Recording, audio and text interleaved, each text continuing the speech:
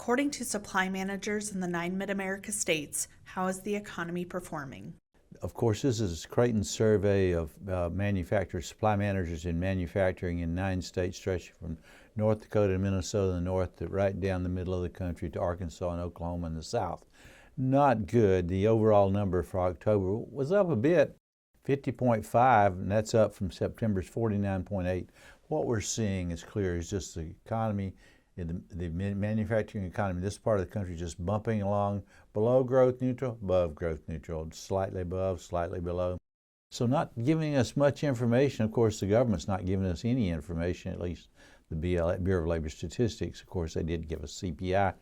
And what we're talking about, of course, yesterday, I should say last week, Jay Powell, head of the Federal Reserve, says everything's sort of on average okay. That's sort of what he didn't say, put it in those words, but on average everything's okay. I think that may be quite right, but that's like a guy with his hand in the fireplace and his other hand in the refrigerator. On average he's doing okay, but it's really not. It's painful on both ends, and the manufacturing sector is on the refrigerator side, cold.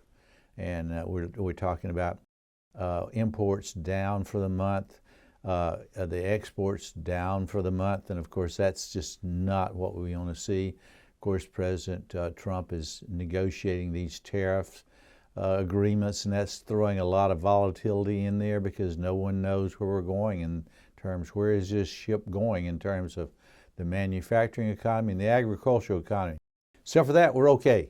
Of course, except for that, yeah, right. No, it's not good. So anyway, the reading was okay. How's that? And exports, they're just down. I mean, we're talking about for every one of the states except for South Dakota. Of course, that spills over into the broader economy. 40% of the supply managers disagree with the president's tariff approach, while 35% agree. So almost half and half, actually. More disagree with the president's approach than agree with the president's approach, which is, of course, more of a hard line an economist take. But then we economists, we don't set policy, we just evaluate policy. And I'm evaluating it as not good right now. Let me bring up a chart here. You'll see there in beautiful Creighton blue is our survey results, and that's for the manufacturing sector. Now you see it's been trading along quite long, like bouncing on the bottom, but the bottom being growth neutral though, not zero, bottom being growth neutral.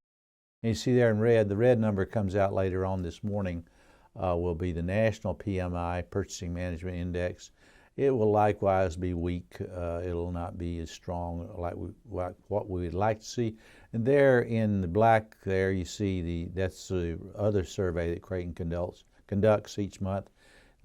That's really not good. That's agriculture, and of course agriculture is hurting right now. So we're seeing that. So for this part of the country, the two big sectors, manufacturing and agriculture, not doing well. A lot of it can be traced to the volatility in trade numbers. What were the hiring trends? October number was likewise not good, but up a bit from last month. It's 46.9, and that's up from September's 44.9. And it's the seventh straight month that the employment reading's been below growth neutral. And I think we're going to continue to see not much hiring. In fact, dishiring or unhiring or layoffs, if you want to. 16% indicated that they had experienced layoffs, and on the flip side, 16% indicated they were continuing to hire. So we're not getting much. The news could be worse. I guess that's the overall message that's coming out of our survey. It could have been worse. I really don't want to see worse, but it may get worse. And the Federal Reserve, of course, has reduced interest rates this in October. And Jay Powell says, don't count on that one in December. And that was really bad news for the markets. What inflation trends are you noticing? Inflation declined to 62.9 from September's reading, of course, and that's good news. The number's still a bit elevated. Of course, we're seeing some spillovers from the tariffs into the supply managers, what they're paying. Now, this is a wholesale number, not a retail number, not the CPI, it's the PPI. And we're seeing that still elevated, although again it was down for the month. On average, tariffs have increased prices, according to the supply manager, about 7.9%. So almost 8% prices are going up at the wholesale level, and that's annualized 7.9%, much too strong. Now again, that's not the CPI, that's the producer price index.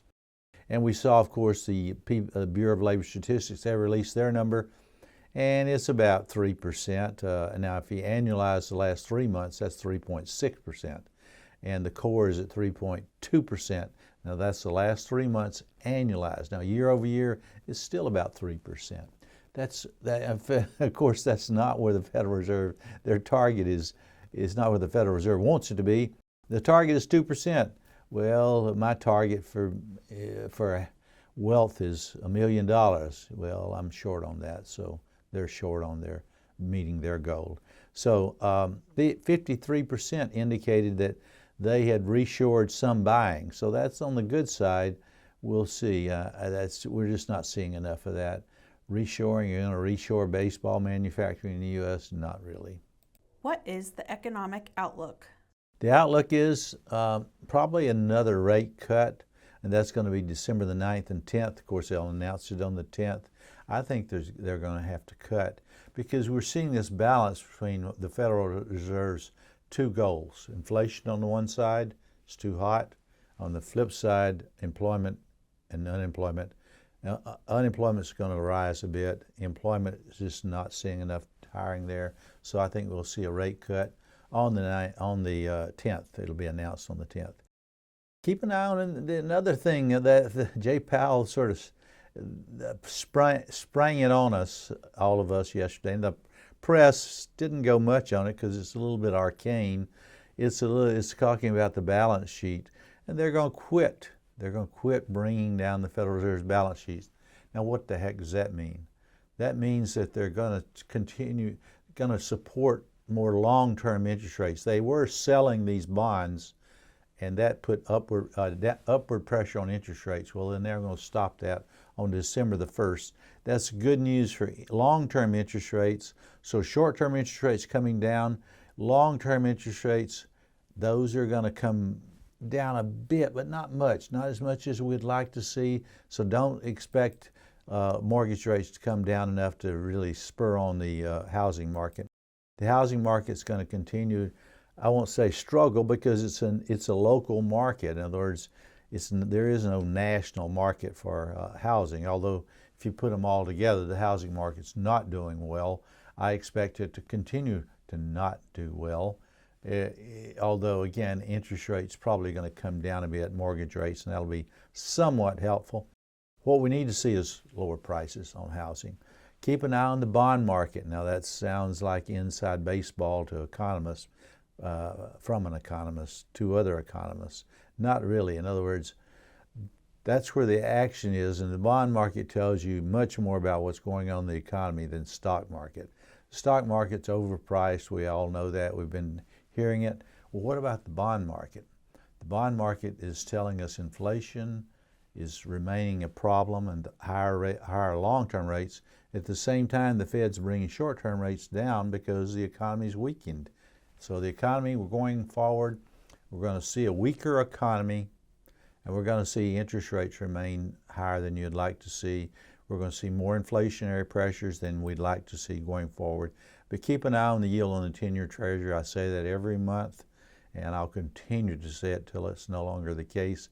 Interest rates on the yield on the 10-year Treasury bumping between 3.9 and 4%. That's in the range of low. That's indicating the economy is slowing down. If it moves down below 3.9, even slower growth ahead.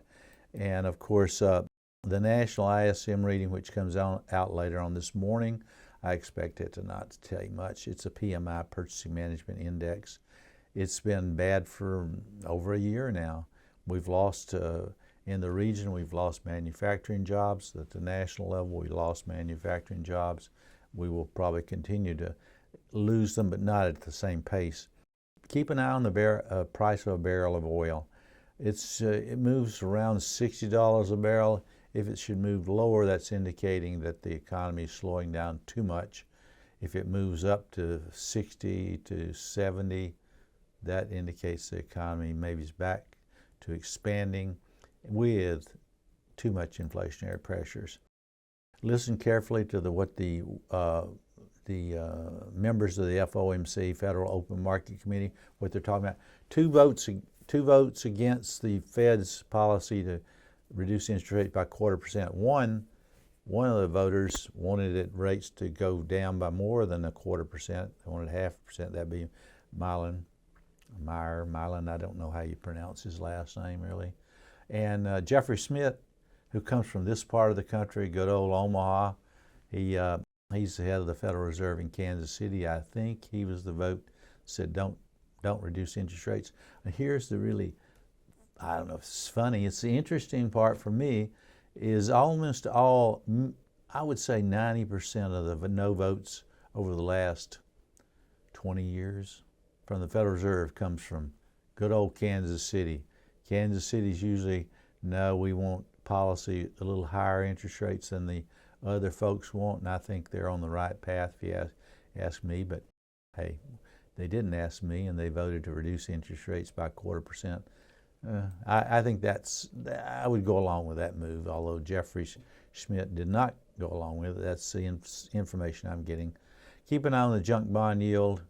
The premium there, the gap between junk bond yields and the U.S. Treasury bond yields for the same duration. It's too much. There's not enough room in there. Junk bond yields should be higher. There's too much risk out there. We've seen some failure there. Keep an eye on the jobs report when it comes out again. It's not out there. We need to see it, but even with that, I'm not sure how good it is. Keep an eye on the ADP employment report, which comes out on the first Wednesday of November. Watch buying gold. Gold is now coming down in price, which is, I expect it to move forward, but it's going to be bouncing lower. And I have to say, personally, I sold my gold. I've made a few good moves in my life, but that was one of them. So, till we meet again on the first business day of December, this is Ernie Goss with Creighton University saying, may your economic cup runneth over.